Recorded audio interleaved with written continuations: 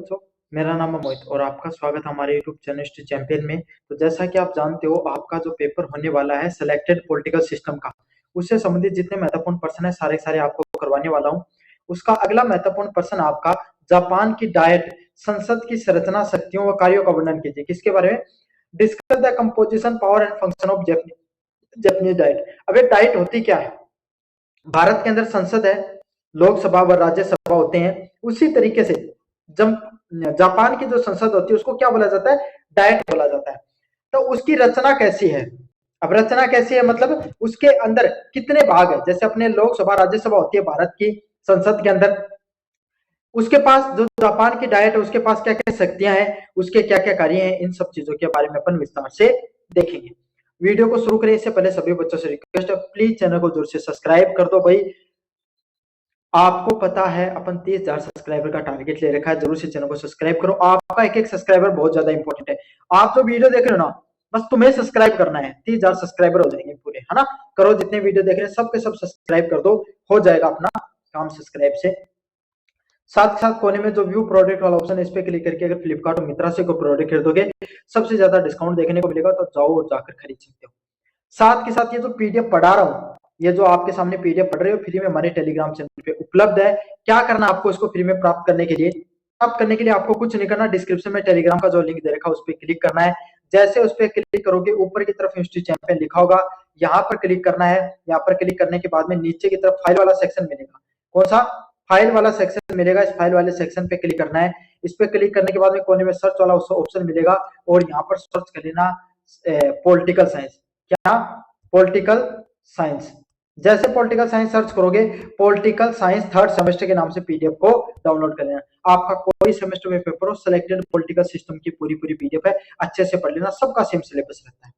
समझ में आ गया? चलिए शुरू करते हैं भाई। आपके सामने पहला प्रश्न है, लेकिन मुझे उम्मीद आप चैनल को जोर से सब्सक्राइब कर दोगे भाई, अपने दोस्तों से भी करो। National diet of Japan, Japan की सर्वोच्च विधायिका है। जो जापान है उसके अंदर उसकी जो आपके सामने संसद है, वही उसके कार्य करने की सबसे बड़ी क्या है? शक्तियों को धारण करने की सबसे बड़ी शक्ति है। ये देश के लिए कानून बनाने वाली सर्वोच्च संस्था है। इसका काम क्या है? ये अपने देश के लिए कानून बनाती है। क्या करती है? अपने देश के लिए जो कानून बनाने का काम करती है। भारतीय संसद का भी यही काम है। वो क्या करती है? अपने देश के लिए, हमारे देश में जितने भी जो कानून बनते हैं सब के सब कौन बनाती है भाई? हमारी जो संसद है, लोकसभा और राज्यसभा, उनसे बनते हैं। जापान का संविधान 1947 डाइट को राज्य शक्ति का सर्वोच्च अंग और राष्ट्रीय इच्छा का प्रतिनिधित्व घोषित करता है। क्या करता है? जो जापान का जो संविधान है, जो 1947 में लागू किया हुआ था, वो डाइट को सबसे ज्यादा शक्तियां प्रदान करता है। क्या करता है? डाइट को शक्तिशाली बनाता है और उसको उस पूरा जापान है, उन वहां के लोगों की क्या आपके सामने भावना है उसको प्रतिनिधि, जैसे भाई आपके सामने मैं आपको आसान भाषा में बताऊं, जैसे अपने यहाँ पर आप किसी भी पार्टी की विचारधारा को मानते हो, उसके नेता को चुनते हो। वो नेता आपके कहां पर बैठता है? सांसद आपकी लोकसभा में बैठता है। आपके गांव, आपके शहर में कोई नया हाईवे बनना है, कोई नई रेलवे लाइन लेकर आनी है, कोई बोरवेल में पानी की कमी, कोई भी समस्या है, वो समस्या वहां पर रखता है। तो यही बात वहां पर जापान में भी कही गई है कि डाइट में बैठने वाले प्रतिनिधि ना, वो पूरे जापान के लोगों की भावनाओं को रिप्रेजेंट करते हैं, प्रतिनिधित्व करने का काम करते हैं। डाइट द्विसदनीय क्या है? डाइट बाई कैमरल है। बाई कैमरल मतलब दो सदन है उसके। कितने सदन है? दो सदन देखने को मिलते हैं। नीचे डाइट के आपके सामने जो कार्य है उसके बारे में अपन विस्तार से पढ़ेंगे। पहला है प्रतिनिधि सभा, हाउस ऑफ रिप्रेजेंटेटिव। यह निम्न सदन है, इसमें सदस्यों का चुनाव प्रत्यक्ष रूप से जनता द्वारा किया जाता है। मतलब जो इसमें क्या दो सभा है, प्रतिनिधि सभा और पार्षद सभा। जैसे अपने लोकसभा राज्यसभा होती है ना, ऐसे। तो ये मतलब जो प्रतिनिधि सभा है जापान की, क्या? जापान की जो प्रतिनिधि सभा है ये हमारी लोकसभा के बराबर है। इसमें क्या होता है? जैसे हमारी लोकसभा में प्रत्यक्ष रूप से जनता से चुने गए प्रतिनिधि बैठते हैं, सांसद कहाँ बैठता है? लोकसभा में बैठता है, जो अपन चुनाव करके भेजते हैं। तो उसी तरीके से आपके सामने प्रत्यक्ष रूप से जापान में जो निर्वाचित लोग होते हैं वो कहां पर बैठते हैं? प्रतिनिधि सभा में। कहां पर बैठते हैं? प्रतिनिधि सभा में बैठते हैं। इसका कार्यकाल 4 वर्ष का होता है, परंतु इसे पहले भी बंद किया जा सकता है। इसका कार्यकाल कितने साल का भाई? 4 साल का कार्यकाल है, लेकिन इसको पहले भी अगर अपने मन में है तो बंद कर सकते हैं, पहले भी इसको क्या कर सकते हैं अपन? हटा सकते हैं भाई। समझ में आ गया। पहले भी अपन इसको भंग कर सकते हैं अगर आपने इच्छा हुई तो।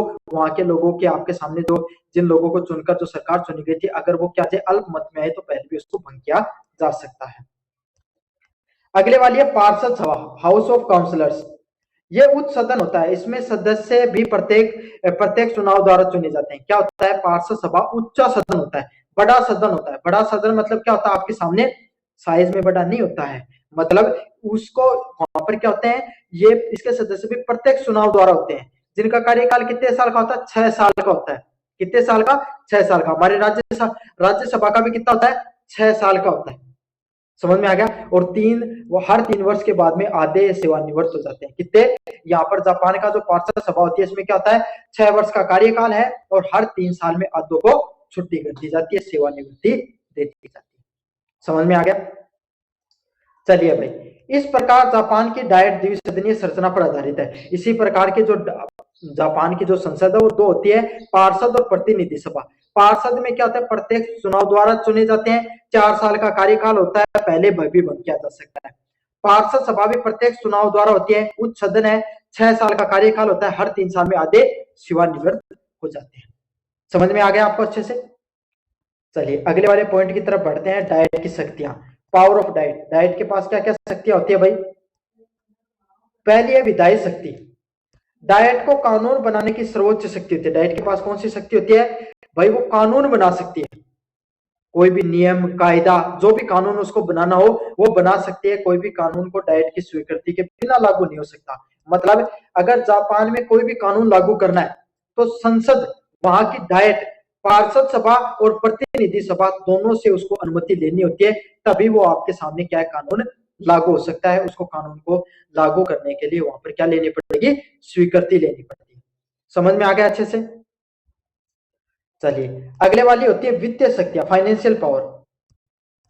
राष्ट्रीय बजट डाइट में प्रस्तुत किया जाता है। बजट पारित करने का अंतिम अधिकार प्रतिनिधि सभा के पास होता है। जैसे हमारा बजट लोकसभा में पारित होता है, इसी तरीके से आपके सामने जो जापान की डाइट है उसके अंदर वहां का किसमें होता है, प्रतिनिधि सभा के अंदर होता है।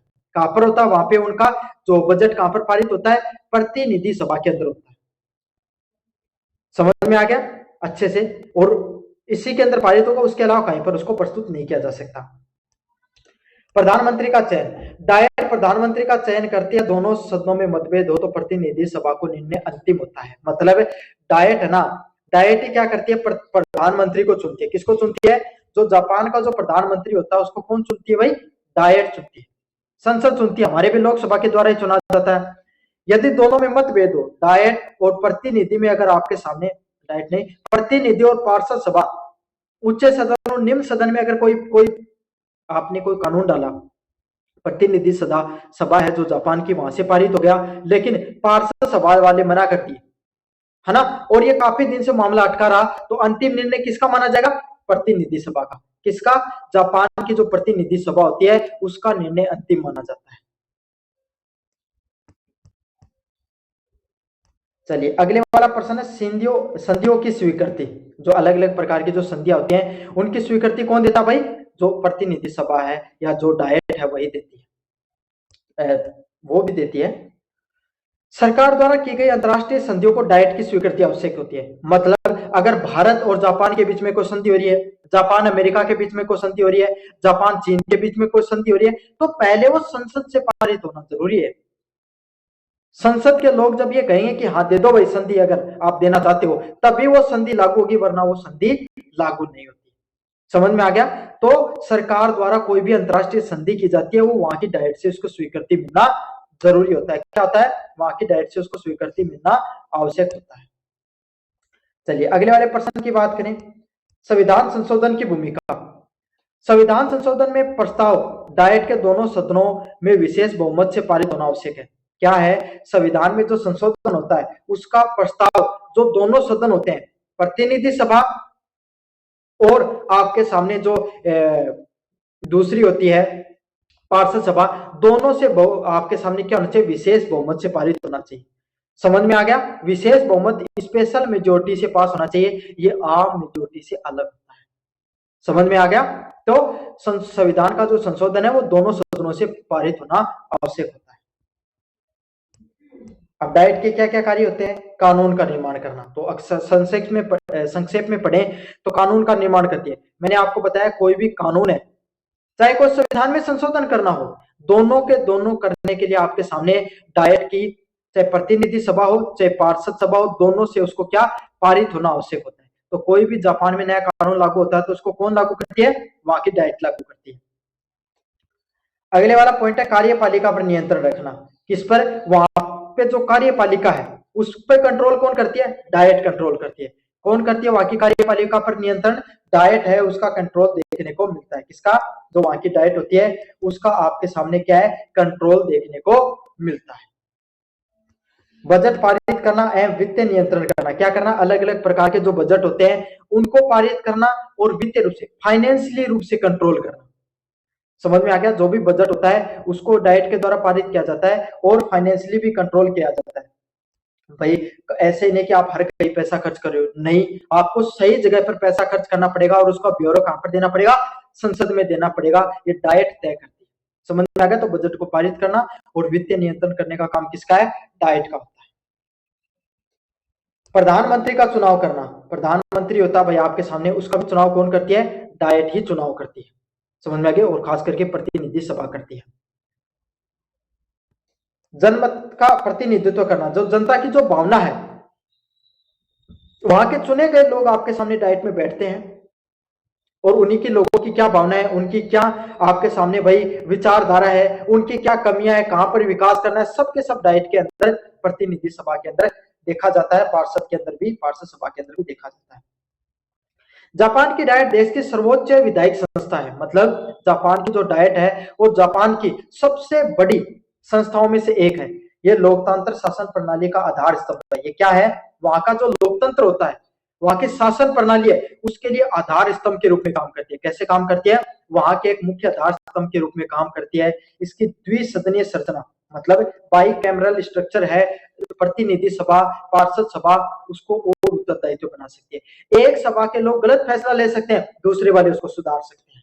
समझ में आ गया? और उत्तरदायित्व और जिम्मेदार उसको बनाती है। कानून निर्माण करना, वित्तीय नियंत्रण करना, कार्यपालिका की निगरानी के माध्यम से डाइट जापान की लोकतांत्रिक व्यवस्था को सुदृढ़ करती है। क्या करती है? अलग अलग प्रकार के कोई कानूनों का निर्माण करना, बजट को कंट्रोल करना, इन सब चीजों के माध्यम से जो डाइट है वो जापान को क्या करती है? लोकतंत्र को और मजबूत बनाने का काम करती है। समझ में आ गया? तो ये था आपके सामने जो पर्सन है, जापान की जो डाइट है उसकी संरचना, शक्तियां व कार्यों के बारे में विस्तार से पढ़ा। कैसा लगा वीडियो जोर से बताना, चैनल को जोर से सब्सक्राइब कर देना। धन्यवाद। तो अब पढ़ते हैं अमेरिका के न्यायिक पूर्वावलोकन की अवधारणा के बारे में। अमेरिका में न्यायिक पूर्वावलोकन, जुडिशियल रिव्यू, वो सिद्धांत है जिसके अंतर्गत न्यायपालिका को यह अधिकार प्राप्त है कि वो किसी भी कानून को या कार्यपालिका के आदेश की संवैधानिकता को जांच करे और यदि वह संविधान के विरुद्ध हो तो उसे निरस्त कर सके। मतलब भारत के अंदर भी न्यायपालिका अमेरिका से लिया गया है। यह सिद्धांत है जुडिशियल रिव्यू का, भारतीय न्यायपालिका में भी है। भारत का सुप्रीम कोर्ट भारत की संसद के द्वारा बनाए गए कोई कानून है या खुद के द्वारा दिया गया कोई अगर फैसला है उसको पलट सकता है। संसद ने कोई कानून बनाया, गलत लगा, जनता का विरोध हो रहा है, वो उसको असंवैधानिक करार कर सकता है। उसको जुडिशियल रिव्यू के नाम से जाना जाता है। समझ में आ गया? तो कोई भी कानून या कार्यपालिका का आदेश जिसकी संविधानता की जांच की जाती है, अगर वो संविधान के विरुद्ध होता है तो उसको क्या किया जाता है? आपके सामने निरस्त घोषित किया जा सकता है। यही जुडिशियल रिव्यू के नाम से जाना जा सकता है। और अगर काफी बार क्या होते हैं, ऐसे कोर्ट के फैसले भी ऐसे होते हैं जिनको भी कोर्ट खुद पर क्या कर सकता है? न्यायिक समीक्षा के नाम पर उसको पलट सकता है, क्योंकि वक्त के साथ चीजें बदलती रहती हैं भाई। यह सिद्धांत सीधे शब्दों में constitution of the United state को स्पष्ट रूप से उल्लेखित नहीं है, लेकिन न्यायिक व्याख्या के माध्यम से स्थापित किया गया है। मतलब यह सब चीजें ना constitution of the United state, मतलब जो संविधान है, अमेरिका के संविधान में बात नहीं लिखी गई है, लेकिन न्यायिक व्याख्या के माध्यम से अपन इस सब चीजों को क्या कर सकते हैं? स्थापित कर सकते हैं। चलिए, उत्पत्ति, ओरिजिन ऑफ जुडिशियल रिव्यू की उत्पत्ति कहां से होती है? न्यायिक पूर्वावलोकन की स्थापना ऐतिहासिकवाद मैरबरी वी मेडिसन 1803 में हुई थी। न्यायिक पूर्वावलोकन की स्थापना कब हुई? ऐतिहासिकवाद में 1803 में इसकी हुई।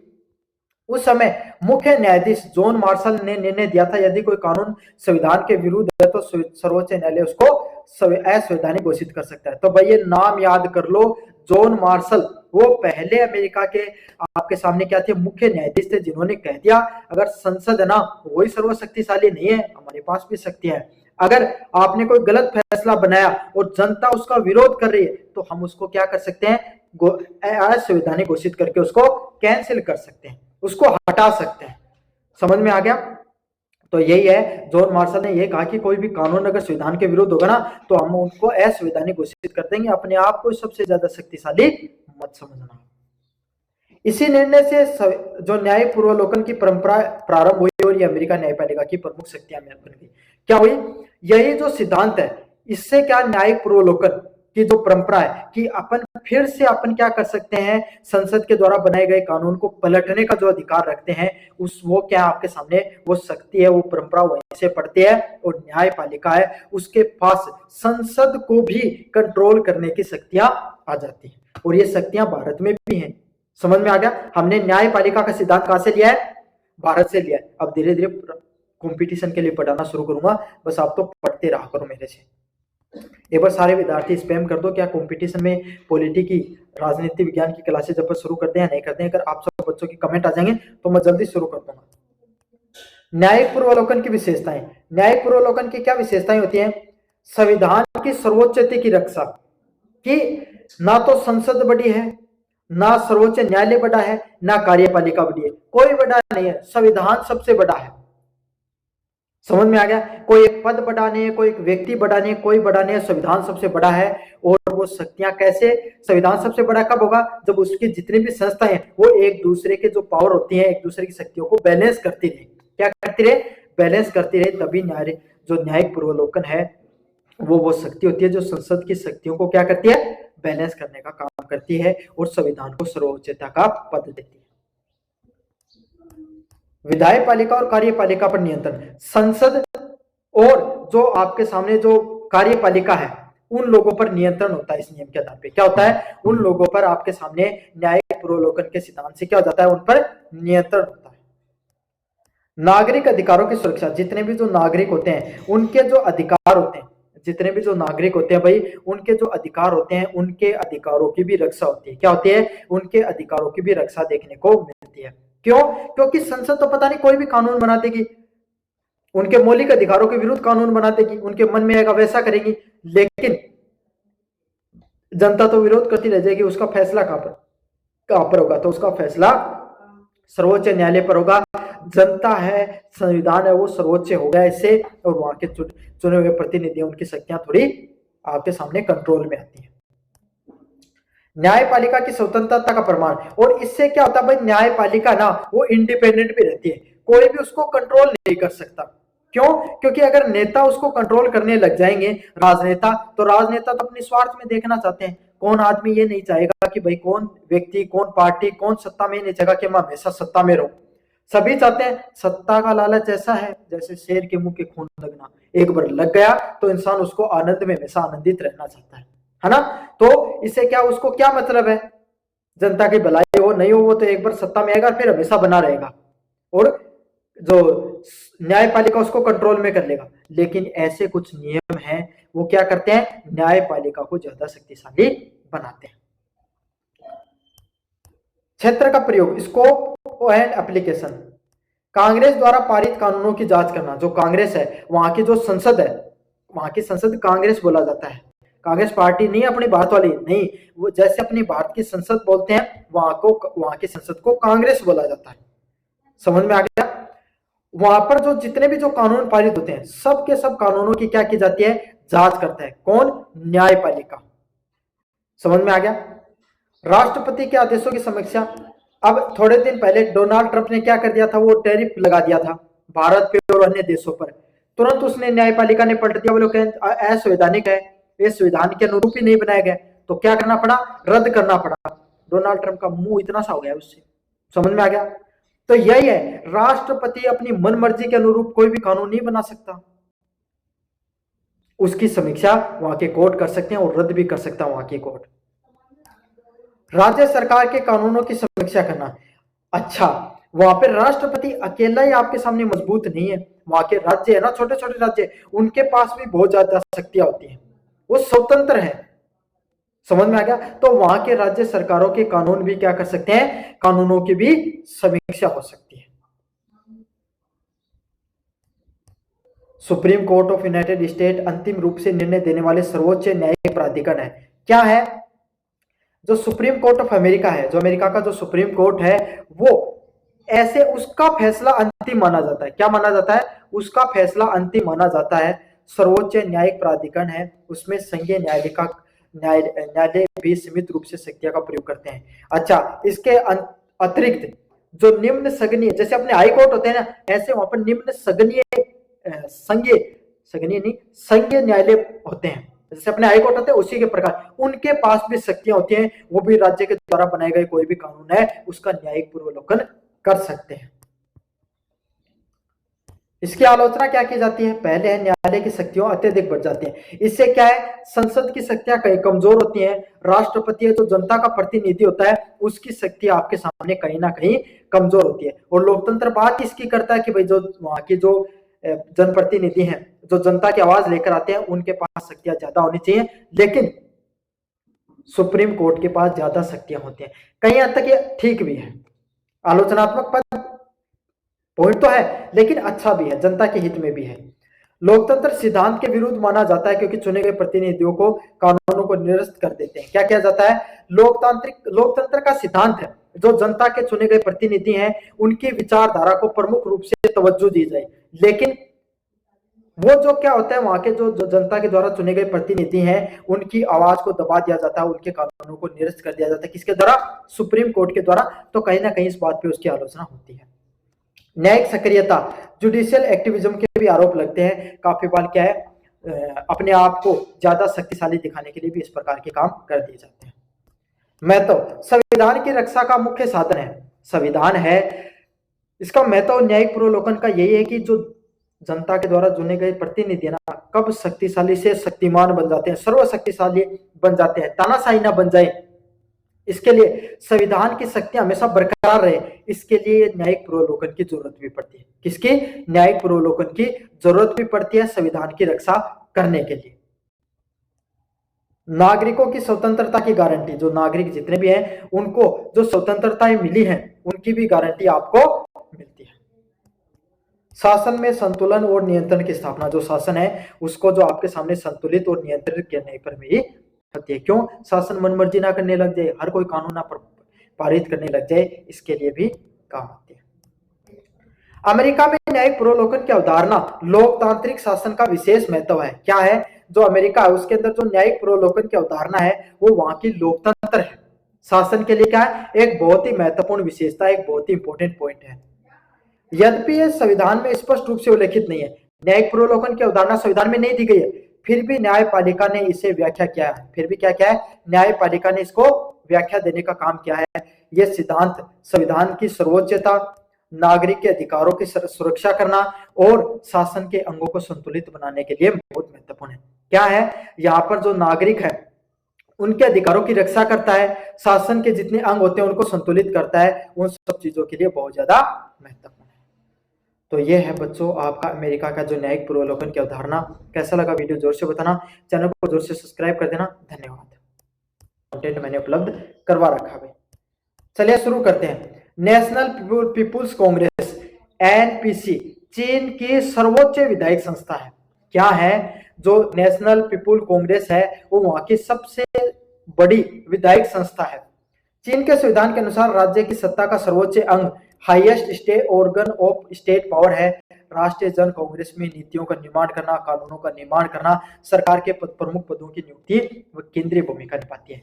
जैसे भारत की संसद है, जापान की डाइट है, अमेरिका की कांग्रेस है और चीन की नेशनल पीपुल ऑफ कांग्रेस के नाम से जाना जाता है। जैसे वहां की संस्थाएं आपके सामने मजबूत हैं, समझ में आ गया, वैसे ही यहाँ की जो संस्था है, संसद है, इसका भी काम क्या है, इसको भी नीतियों का, अलग अलग प्रकार के कानूनों का निर्माण करना, नीतियों का निर्माण करना। जो प्रमुख पद होते हैं, एक पॉइंट अलग है, भारत की कोई भी संस्था प्रमुख पदों का नियुक्ति नहीं करती है, लेकिन ये नियुक्ति करती है। क्या करती है? नेशनल पीपुल कांग्रेस है चाइना की, वो वहां की जो प्रमुख पद होते हैं उनकी भी नियुक्ति करने का काम करती है।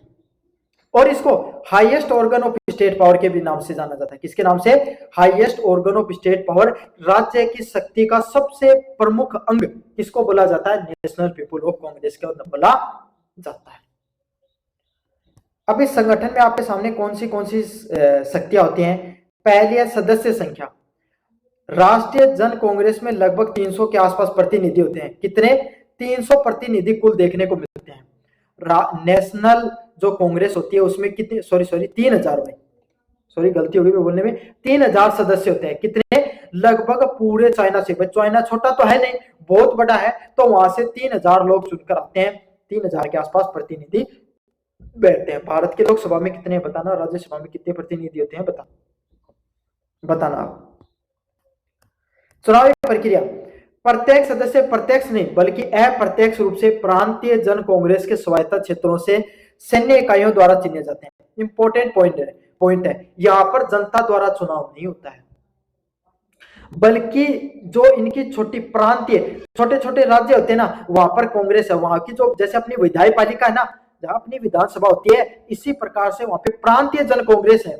वहां की सैन्य इकाई, वहां की सेना की टुकड़ियों के द्वारा, सैन्य इकाई के द्वारा उनको चुनकर भेजा जाता है। अरे सीधी सीधी बात है, कंट्रोल पावर है। समझ में आ गई? बिना मतलब लोकतांत्रिक राजशाही है। समझ में आ गया आपको? चाइना के अंदर कार्यालय, एनपीसी का कार्यकाल 5 वर्ष का होता है। कितने वर्ष का होता है? 5 वर्ष के लिए आपके सामने जो एनपीसी है वो काम करती है। नेशनल पीपुल कांग्रेस कितने साल के लिए? 5 साल के लिए आपको कुल काम करती है। स्थायी समिति, जब एनपीसी का सत्र नहीं चल रहा होता तब इसकी स्थायी समिति काम करती है, ये महत्वपूर्ण निर्णय लेती है। भाई अब एनपीसी तो हमेशा बैठेगी नहीं, काफी वो समय होता है, जैसे अपनी लोकसभा होती है वो 3 सत्र होते हैं, उसके बीच में तो खाली समय होता है। तो इस प्रकार का जो खाली समय होता है उसमें उसके लिए क्या बना रखी है? एक स्थायी समिति बना रखी है। और वो स्थायी समिति आपके सामने जो एनपीसी के सापेक्ष में उन्हीं के लोग, चुने हुए लोग होते हैं, वही आपके सामने क्या करते हैं? कार्य करते हैं। उस समय वही लोग क्या करते हैं? जितने जो महत्वपूर्ण निर्णय लेने होते हैं वही लोग आपके सामने लेते हैं। राष्ट्रीय जन कांग्रेस की शक्तियां क्या क्या पावर्स होती हैं आपके सामने राष्ट्रीय जन कांग्रेस के पास? पहले शक्ति है विधायी शक्ति। एनपीसी को संविधान संशोधन का एक महत्वपूर्ण कानून बनाने की सर्वोच्च शक्ति प्राप्त होती है। क्या होती है? एनपीसी, नेशनल पीपुल कांग्रेस होती है, उसको क्या होती है? वहां का जो संविधान होते हैं उसमें संशोधन करने, महत्वपूर्ण कानून बनाने की शक्तियां होती हैं। क्या होती हैं? जो एनपीसी होती है, नेशनल पीपुल कांग्रेस होती है, उसको वहां के संविधान में संशोधन करने की, अलग अलग प्रकार के कानून बनाने की शक्तियां प्राप्त होती है। समझ में आ गया? तो उसके पास सारी की सारी इंपॉर्टेंट शक्तियां होती है। नेशनल पीपुल कांग्रेस के पास वहां के संविधान में संशोधन करना हो गया, कोई कानून बनाना हो गया, सब के सब वहां के एनपीसी, नेशनल पीपुल कांग्रेस है, वो काम करती है।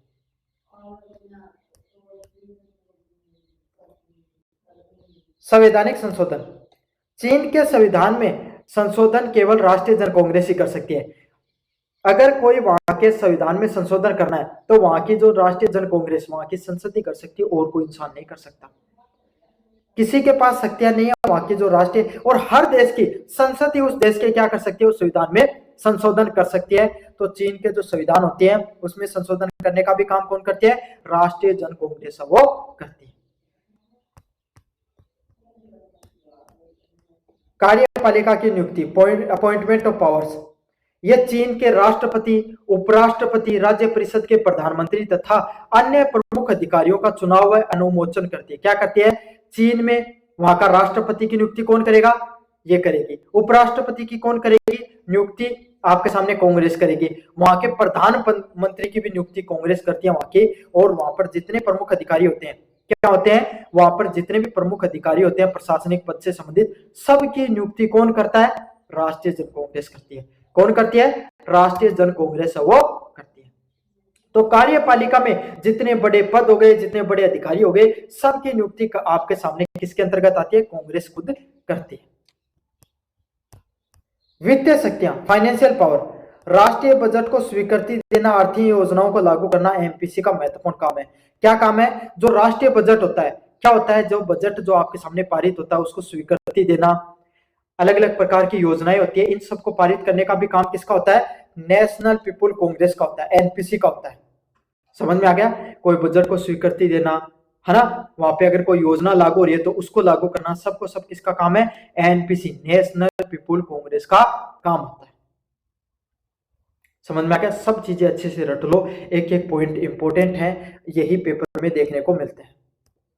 युद्ध और शांति के निर्णय, युद्ध की घोषणा करना, शांति स्थापित करने का अधिकार भी एनपीसी के पास होता है। क्या होता है? युद्ध और शांति में निर्णय, युद्ध की घोषणा और शांति स्थापित करने का अधिकार भी किसके पास होता है? एनपीसी के पास होता है। कोई भी युद्ध हो गया, उसकी घोषणा भी एनपीसी करेगी, वहां की शांति स्थापित करने का अधिकार भी एनपीसी के पास ही होता है। समझ में आ गया? तो मतलब वहां के जो सभी लोग, जनप्रतिनिधि लोग हैं, वही तय करते हैं कि हमें अगर कोई भी देश के साथ अगर क्षेत्र में लड़ाई करनी है तो वो करेंगे, और शांति स्थापित करने का भी काम वही करते हैं। अगर किसी के साथ अपने को क्या करनी है, संधि करनी है, तो वो भी एनपीसी ही करेगा। राष्ट्रीय जन कांग्रेस के कार्य क्या होते हैं? राष्ट्रीय जन कांग्रेस के कार्य देश के प्रमुख कानूनों का निर्माण करना। जो कोई भी देश है उसमें जितने भी कानून होते हैं, सबके सब कानून कौन बनाती है? एनपीसी, नेशनल पीपुल कांग्रेस बनाती है।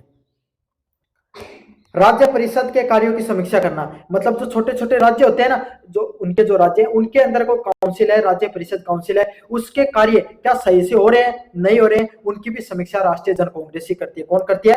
राष्ट्रीय जन कांग्रेस वही करती है।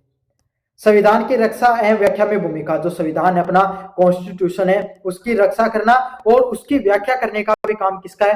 राष्ट्रीय जन कांग्रेस का ही काम। समझ में आ गया? संविधान की रक्षा करना और व्याख्या करना, उसके अंदर कौन कौन से मुख्य प्रमुख बिंदु है वो दिए गए हैं, उनकी व्याख्या करना, संविधान की रक्षा करना, कोई गलत फैसला नहीं लिया जाए, उसकी सब कौन करता है आपके सामने? राष्ट्रीय जन कांग्रेस ही करती है। राष्ट्रीय नीतियों का अनुमोदन करना, कोई भी नई नीति लागू कर रही है कोई देश में, कोई योजना लागू करनी है, वो भी राष्ट्रीय जन कांग्रेस ही चाइना की करती है। विकास कार्यों की स्वीकृति देना, जैसे कि भाई आपके सामने कहां पर अपन कोई नया बांध बनाएंगे, कहीं पर नया पावर प्लांट लगेगा, कहीं पर सड़कों का निर्माण होगा, कौन सी हेल्थ सर्विस को लगाना है, एजुकेशन पॉलिसी में क्या बदलाव करना है, जितने भी जो विकास कार्य हैं उसकी स्वीकृति कहां पर मिलती है? वहां की संसद से ही मिलती है। साइलेंट फीचर, यह विश्व की सबसे बड़ी विधायक की माना जाता है, मतलब जो सबसे बड़ी, क्योंकि 3000 लोग चुनकर आ रहे हैं, सबसे बड़ी संसद है पूरी दुनिया की। एक दलीय व्यवस्था, सिंगल पार्टी सिस्टम पर काम करती है। भारत में तो बहुदलीय व्यवस्था है, बहुत सी पार्टियां यहाँ पर चुनाव लड़कर आती हैं, लेकिन चाइना में ऐसी नहीं, एक ही पार्टी है, कम्युनिस्ट पार्टी। समझ में आ गया? वही राज करती है, उसी के सारे जो लोग चुनकर आते हैं। स्थायी समिति वर्ष भर शासन कार्य को संचालित करती है। स्थायी समिति क्या करती है? पूरे वर्ष भर अलग अलग प्रकार के जो काम है उनको संचालित करने का काम करती है। निष्कर्ष की बात करें, चीन की राष्ट्रीय जन कांग्रेस को कांग्रेस देश की सर्वोच्च विधायी और संवैधानिक संस्था है। क्या है? राष्ट्रीय जन कांग्रेस है वो सबसे बड़ी जो विधायक पालिका की संस्था है और संवैधानिक संस्था भी है। कैसी संस्था है? संविधान के लिए काम करने वाली संस्था है। यह संविधान में संशोधन करने का काम करती है, कानूनों को बनाने का काम करती है, और उच्च अधिकारियों की भी नियुक्ति करती है। बड़े बड़े अधिकारी होते हैं उनकी भी नियुक्ति करती है, संविधान में संशोधन भी करती है और अलग अलग प्रकार के कानून बनाने का भी काम करती है। यद्यपि औपचारिक रूप से सर्वोच्च शक्ति का अंग है, लेकिन अगर अपन डायरेक्ट इनडायरेक्टली रूप बात करें तो सबसे बड़ी शक्ति है, परंतु व्यवहार में चीन की राजनीतिक व्यवस्था के ढांचे के अंतर्गत काम करती है। लेकिन काम कैसे करती है भाई? वहां के संवैधानिक ढांचे के अनुरूप ही काम करती है। समझ में आ गया? तो ये था आपके सामने जो चाइना का राष्ट्रीय जन कांग्रेस है उसका संगठन, शक्ति और कार्य के बारे में विस्तार से पढ़ा। कैसा लगा वीडियो जोर से बताना, चैनल को जोर से सब्सक्राइब कर देना। धन्यवाद। तो मेरा नाम है मोहित और आपका स्वागत हमारे यूट्यूब चैनल हिस्ट्री चैंपियन में। तो जैसा कि आप जानते हो, आपका जो पेपर होने वाला है सिलेक्टेड पॉलिटिकल सिस्टम, उससे संबंधित जितने महत्वपूर्ण प्रश्न है सारे सारे मैं आपको करवाने वाला हूं। उसका अगला महत्वपूर्ण प्रश्न है, स्विट्जरलैंड में प्रत्येक प्रजातंत्र की व्यवस्थाओं की आलोचनात्मक मूल्यांकन कीजिए। क्या बताना है? स्विट्जरलैंड में जो प्रत्येक प्रजातंत्र है उसकी व्यवस्था कैसी है, उसकी आलोचनात्मक मूल्यांकन करना है। क्या करना है आपको? उसके अंदर कमियां भी निकालनी है, उसके फायदे भी बताने हैं आपको। समझ में आ गया? तो डेमोक्रेसी की बात करनी है वहां पर, वाकई किस प्रकार का लोकतंत्र देखने को मिलता है। चलिए भाई पढ़ते हैं, critically elevate the system of direct democracy in Switzerland. तो इस वीडियो को शुरू करें इससे पहले सभी बच्चों से रिक्वेस्ट है, प्लीज चैनल को सब्सक्राइब कर दो भाई। अपने को 30,000 सब्सक्राइबर, कितने 30,000 सब्सक्राइबर का जो टारगेट रखा है उसको अचीव करना है, और सभी बच्चे चैनल को सब्सक्राइब करोगे तभी अपन इस मार्क तक पहुंच पाएंगे भाई। साथ के साथ होने में जो व्यू प्रोडक्ट वाला ऑप्शन है, कौन सा ऑप्शन है, व्यू प्रोडक्ट वाला ऑप्शन है, इस पे क्लिक करके अगर फ्लिपकार्ट और मित्रा से कोई प्रोडक्ट खरीदोगे सबसे ज्यादा डिस्काउंट देखने को मिलेगा, तो जरूर से खरीद लेना। स्विट्जरलैंड विश्व के प्रत्यक्ष प्रजातंत्र डायरेक्ट डेमोक्रेसी का सर्वश्रेष्ठ उदाहरण माना जाता है। क्या माना जाता है, जो स्विट्जरलैंड है वो पूरी दुनिया के अंदर डायरेक्ट डेमोक्रेसी मतलब जो प्रत्यक्ष प्रजातंत्र होता है उसके एक सबसे अच्छे उदाहरणों में से उनका उदाहरण जाना जाता है। यहाँ जनता का शासन संबंधित निर्णय सीधे भाग लेने का अधिकार प्राप्त है, मतलब यहाँ जनता को अपने फैसले लेने का डायरेक्ट हक है, कोई प्रतिनिधि वाला सिस्टम नहीं है, सीधे जनता फैसले ले सकती है।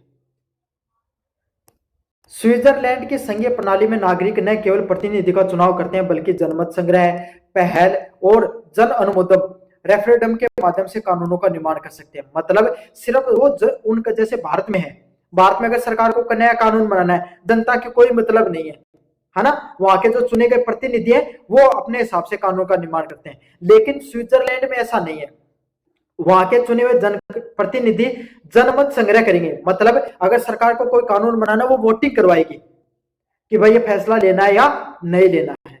समझ में आएगा, जन अनुमोदन रेफरेंडम ये सब चीजें कराई जाती है, और इसके माध्यम से जो जनता है वो प्रत्यक्ष रूप से कानून के निर्माण में भाग लेती है। क्या करती है जनता, वो प्रत्यक्ष रूप से जो सरकार के द्वारा जो कानून बनाया जाता है उस कानून बनाने की प्रक्रिया में प्रत्यक्ष रूप से भाग लेती है।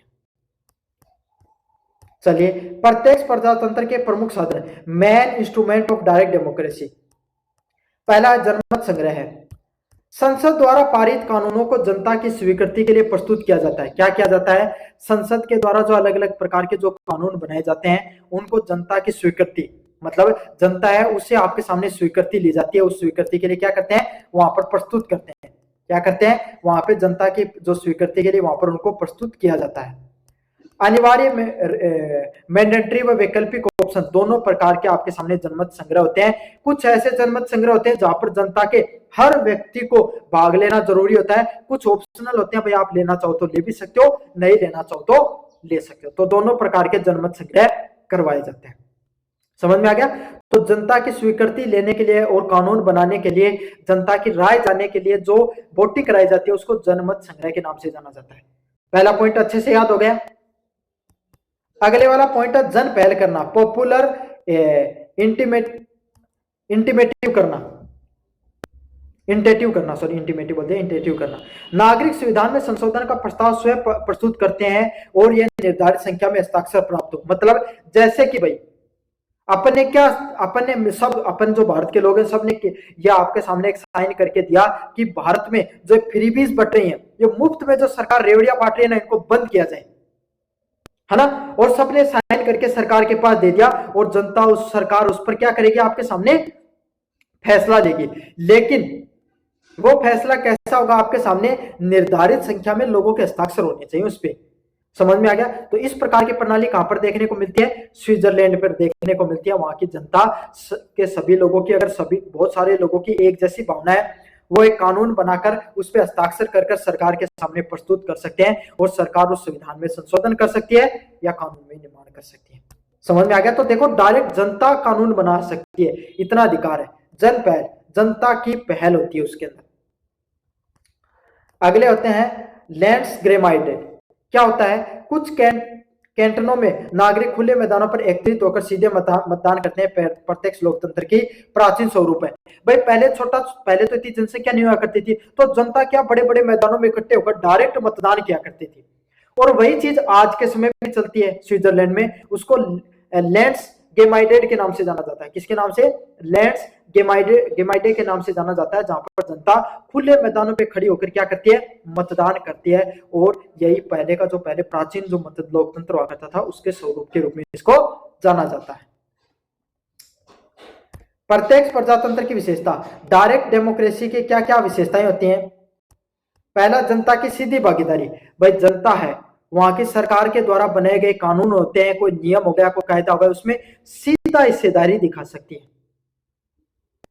समझ में आगे सीधे अपनी जन भागीदारी देख सकती है। देखो कानून बनाने में जनता की भागीदारी है ना। कोई कानून अगर सरकार बना रही है तो वो फैसला ले सकते हैं, वो खुद उनके मन में आए तो कानून रख सकते हैं, संविधान में संशोधन करा सकते हैं। तो जनता की डायरेक्ट भागीदारी है। शासन में पारदर्शिता, वहां का जो शासन है उसमें ट्रांसपेरेंसी है। क्या है, शासन है उसके अंदर वो कोई भी गलत नहीं कर सकते, कोई भी गलत काम नहीं कर सकते। क्यों? क्योंकि जनता उसको कंट्रोल करके रखती है। क्या करके रखती है? जनता उन सब लोगों को कंट्रोल करके रखती है। राष्ट्रीय चेतना में विकास, वहां के लोगों की जो जन भावना है, क्या है, वहां के लोगों की जो जन भावना है उस जन भावना का भी क्या है, डेवलपमेंट देखने को मिलता है, विकास देखने को मिलता है। विकेंद्रीकरण और स्थानीय स्वायत्ता, पावर है, सत्ता है, वो बहुत सारे लोगों में, जनता के हाथों में है और स्थानीय लोगों के हाथों में भी बहुत शक्तिशाली होते हैं। उन लोगों के हाथों में भी बहुत ज्यादा स्वायत्ता, स्वतंत्रता देखने को मिलती है। समझ में आ गया आपको अच्छे से? तो जनता की सीधे भागीदारी है, शासन में पारदर्शिता है, राष्ट्र राजनीति चेतना, मतलब जो लोग है वो डायरेक्ट राजनीति से जुड़े हुए हैं आपके सामने, और सत्ता है वो अलग अलग लोगों के हाथों में देखने को मिलती है। प्रत्येक प्रजातंत्र के लाभ, क्या क्या फायदे हैं भाई प्रत्येक प्रजातंत्र के? सरकार पर जनता का नियंत्रण बना रहता है। जनता है ना वो डायरेक्ट कंट्रोल कर सकती है, कोई फैसले नहीं ले सकते जनता से पूछे बिना। समझ में आ गया? तो कंट्रोल में रहती है सरकार, मन मर्जी नहीं कर सकती, कोई गलत काम नहीं कर सकती, सब के सब सरकार क्या करती है, सरकार पर जनता का नियंत्रण रहता है। निर्णय अधिक लोकतांत्रिक और जन स्वीकृति होते हैं। जो निर्णय लिए जाते हैं ना वो ज्यादा इंडिपेंडेंट होंगे, ज्यादा लोकतांत्रिक होंगे, और जनता की स्वीकृति देखने को मिलेगी। क्या देखने को मिलेगी? जनता की स्वीकृति भी उसमें देखने को मिलेगी। लोकतांत्रिक परंपरा से जो निर्णय लिए जाएंगे और उसमें जनता की भी अपनी स्वीकृति देखने को मिलती है। भ्रष्टाचार की संभावना कम, सरकार भ्रष्टाचार नहीं कर सकती। क्यों? क्योंकि जनता को पता चलेगा, तुरंत मतदान करके हटवा देंगे उसको, है ना। तो भ्रष्टाचार बहुत कम होता है। जनता में चुने गए जनप्रतिनिधि उनको जनता की भलाई के लिए काम करना ही पड़ेगा, वरना सत्ता छोड़नी पड़ेगी। नागरिकों में उत्तरदायित्व और जागरूकता की भावना बढ़ती है। नागरिक होते हैं उनमें उत्तरदायित्व बढ़ता है, अपनी सरकार के प्रति भावना बढ़ती है, वो रिस्पॉन्सिबल होते हैं। सरकार अगर कोई कानून बनाती है तो उनको मानना पड़ता है। क्यों? क्योंकि उनमें से लोगों ने चुनाव करके उस संविधान में संशोधन कराया, कोई कानून बनाया। समझ में आ गया? तो नागरिकों को उत्तरदायित्व भी बढ़ता है और उनकी जागरूकता भी बढ़ती है। आलोचनाएं, सभी नागरिक प्रत्येक विषय पर पूर्ण जानकारी नहीं है। अब क्या है कि कोई भी वोट करने तो आ जाएगा लेकिन उसको जानकारी है उस विषय पर नहीं है, ये हमें नहीं पता है ना। तो ये कमजोरी भी है कि हर नागरिक को वोट तो दे सकता है लेकिन उसको जानकारी नहीं होती है। जटिल नीतिगत विषयों पर भावनात्मक निर्णय हो सकते हैं। काफी बार क्या है, काफी बार सरकार को ना जनता की भावना के विरुद्ध भी फैसले लेने पड़ जाते हैं। वो भविष्य के लिए सही होते हैं लेकिन ऐसा नहीं हो सकता। क्यों? क्योंकि वहां पर लोग भावनाओं में बहकर ज्यादा फैसले हो सकते हैं, क्योंकि जनता ही फैसले लेती है। निर्णय प्रक्रिया धीमी हो सकती है। निर्णय प्रक्रिया ऐसी धीमी है कि जनता है वो फैसले करने में उसको वक्त लग सकता है। बहुसंख्यकों का अत्याचार, काफी बार क्या बहुसंख्यक, बहुत बड़ी कम्युनिटी जो लोअर कम्युनिटी उसके खिलाफ क्या कर सकती है, रेसिज्म, रंग भेद के आधार पर, जाति के धर्म के आधार पर क्या किया जा सकता है, अत्याचार किया जा सकता है। क्यों? जितने ज्यादा लोग होंगे वो क्या करेंगे भाई, आपके सामने चुनाव में भाग लेंगे और उनके विरोध में वोट कर सकते हैं। समझ में आ गया? आलोचनात्मक मूल्यांकन की बात करें, स्विट्जरलैंड का प्रत्यक्ष प्रजातंत्र अत्यंत सफल रहा क्योंकि वो उच्च साक्षरता, राजनीतिक जागरूकता और स्थिर सामाजिक व्यवस्था है। स्विट्जरलैंड में प्रत्यक्ष प्रजातंत्र इसीलिए सफल है क्योंकि वहां के लोग पढ़े लिखे बहुत हैं, राजनीतिक रूप से भी जुड़े रहते हैं और वहां की समाज है ना उसमें स्थिर समाज देखने को मिलता है। संघीय ढांचा और छोटी जनसंख्या भी इस प्रणाली को प्रभावी बनाती है। और संघीय ढांचा है और जनसंख्या कम है। अब भारत जैसे देश में करवा लो, एक कोई बात हो 100 अपने विचार रखने वाले मिल जाएंगे। एक घर में एक बात को 4 अलग अलग तरीके से उसकी ज्ञान दे देंगे, है ना। तो इस तरीके से भारत में तो ये हो नहीं सकता। स्विट्जरलैंड जैसे छोटी जनसंख्या वाले देशों में ये सब चीजें हो सकती हैं। किंतु यह भी सत्य है कि प्रणाली हर देश में समान रूप से सफल नहीं हो सकती। हाँ, यह प्रणाली छोटे देशों में सफल हो सकती है जहां पर पढ़े लिखे लोग हैं, जिनको अच्छा ज्ञान है, वहीं पे हो सकती है। विशेषकर विशाल जनसंख्या और विविध परिस्थितियों वाले देश में नहीं हो सकती। भारत जैसे देश में सफल नहीं हो सकती क्योंकि हमारे देश में बहुत से कल्चर है। स्विट्जरलैंड की प्रत्यक्ष प्रजातंत्र व्यवस्था लोकतंत्र को एक आदर्श प्रयोगशाला मानी जाती है। क्या मानी जाती है? स्विट्जरलैंड में जो प्रत्यक्ष प्रजातंत्र है वो क्या लोकतंत्र की एक जो प्रैक्टिकलिटी है, प्रैक्टिकली उसको सफल बनाने का काम करती है जनता की वास्तविक शक्ति। मतलब लोकतंत्र में जो कहा जाता है कि वास्तविक शक्ति जो जनता के पास होती है वो स्विट्जरलैंड में ही है।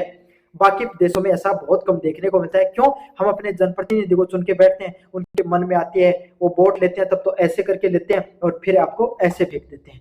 समझ में आ गया? तो यही है, शासन में वास्तविक शक्ति तो स्विट्जरलैंड के लोकतंत्र में है, बाकी तो सिर्फ जनप्रतिनिधियों के अपन क्या आगे पीछे घूमते रहते हैं। शासन में पारदर्शिता रहती है, भ्रष्टाचार नहीं होता है, सभी लोगों का जो उत्तरदायित्व है काम उसके प्रति सुनिश्चित करके रखते हैं। हालांकि इसकी कुछ व्यवहारिक सीमाएं हैं, फिर भी लोकतांत्रिक मूल्यों को उत्कृष्ट करती है, फिर भी लोकतांत्रिक रूप से सबसे ज्यादा मजबूत है। चलिए भाई, स्विट्जरलैंड में प्रत्यक्ष प्रजातंत्र की व्यवस्था के बारे में अपन विस्तार से पढ़ा। कैसा लगा वीडियो जोर से बताना, चैनल को जोर से सब्सक्राइब कर देना। धन्यवाद।